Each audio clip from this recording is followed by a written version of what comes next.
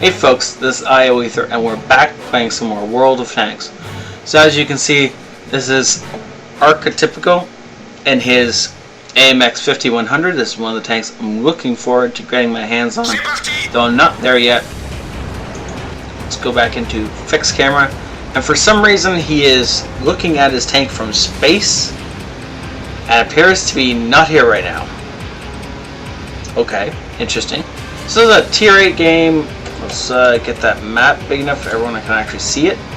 On Cliff, that's the name of this map.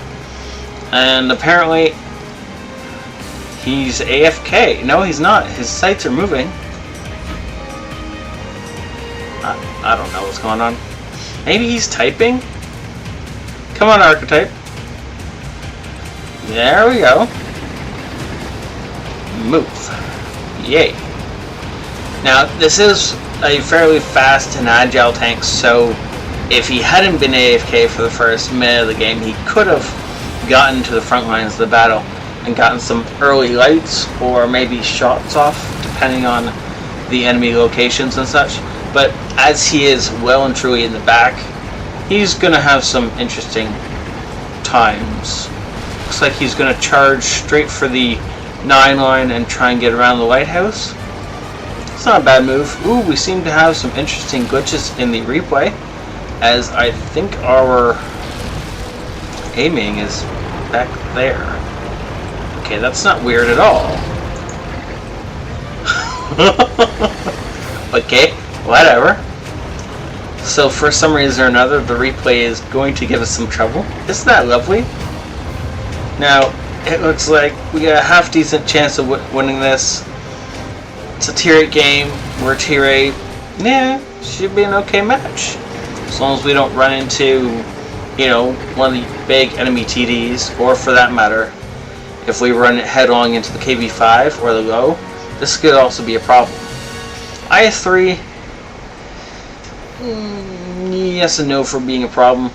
If he can bait the IS-3 into firing first, he can unload, should be able to get 2 shots off at least before the IS-3 can reload. And if he can track him in place, he can do some serious hurt to the IS-3 without it being able to return fire. However, the off trade to that is, if the IS-3 gets a jump on him, it can do some serious hurt to him without him being able to maybe, well, if the IS-3 pulls out, fires, and pulls back like he should, and Archetype cannot get the shots off, then the IS-3 will just eat him alive.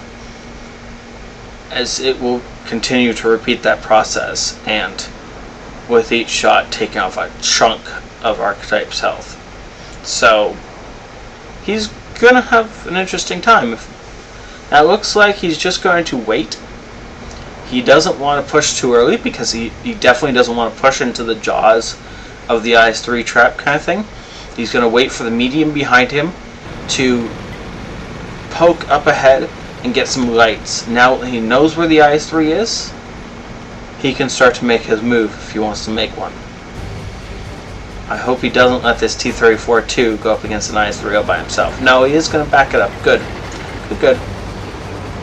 Now if the T-34 can get the IS-3 to fire, Archetype can do some good work. Oh!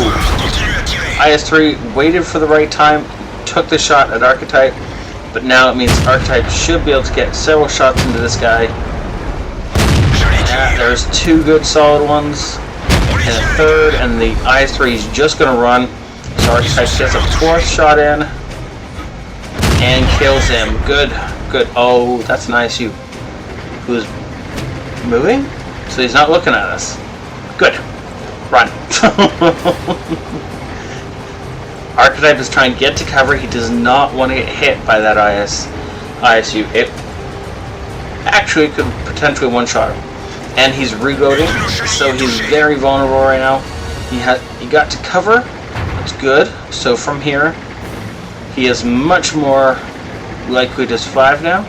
And he's just going to point his gun at the Pershing. Oh, and he's reloaded. Thankfully, just in time. Ooh, that's 2 kills right in a row. And that is some of the power of the French autoloaders. These things are great when they can just point and fire at things, and especially amazing at finishing off groups of tanks. That poor super version, yeah, he's not going to live. He hesitated too long and stayed within Archetype's range. Now, personally, at this point in time, I'd reload. Archetype looks like he's going to push it and try and get a shot on this ISU before he reloads. I don't know how likely that is going to be. As long as the ISU's not paying him any attention, there, that shot was worth it. But I personally wouldn't have taken it. I would have reloaded before I crested that ridge to try and take shots. And the reason for that is that now the ISU knows he's here, he's in more danger. Now, thankfully, he has a great T-34 too, who is going to jump on that ISU and kill it before it has time to do anything else. So that's good. That means that Archetype has the chance to reload, and now that he's reloaded, it looks like he's probably going to have to head back to base. Oh, well, there goes our T-44. And we still have the T-34, who's quite a good tanker. Or at least he's good at the tank he's driving. So it looks like Archetype is going to advance on this guy. He's going to use the 2 mediums to harass him from the flanks. And Archetype's going to put probably most of the clip into this guy. Oh, he's got a friend. If his friend is not paying attention, well, that's just too bad for him. Ooh, not fully aimed him. First shot went into his tracks. Second shot went in. Third shot went in. Flying fire, worth it. And one more. Sorry, one more after this. There we go. And it's dead. And the other one was killed by the 2 mediums. Now Archetype's going to reload as he moves towards the low.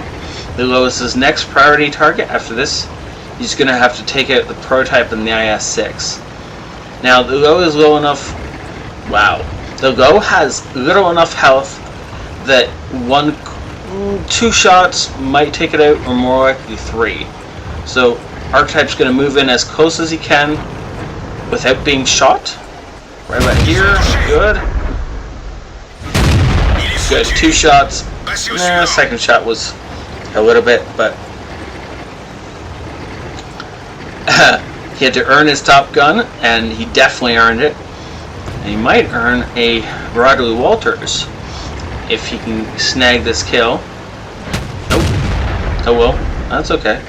Now the I-6 looks to be looking at him, so he's got to be careful. No, I-6 was paying attention to someone else, and that is game. Great game. Almost 2,000 experience with premium without the ×2. You can see just how much damage he did to everyone. There was only one tank that he put damage into that he didn't kill, and that was the ISU. Everybody else that he shot, he killed. What a game to get his first class on. And the Top Gun, which he definitely earned. He scored a total of 3,783 damage, 7 kills of course, and 1313 base experience, well above anyone else on his team. The next highest are the mediums that were helping him at the end. Those guys deserve some props as well. 23 shots fired, and almost every single shot that hit the target went in. He made 40 grand in credits off this game. This is a really great tank if you know how to use it for money making. It's tier 8, but it still earns cash. Thank you, Archetypical, so much for saying this, and thank you guys for watching, and hitting that like or subscribe button. I'll see you guys next time. This is IO Ether out.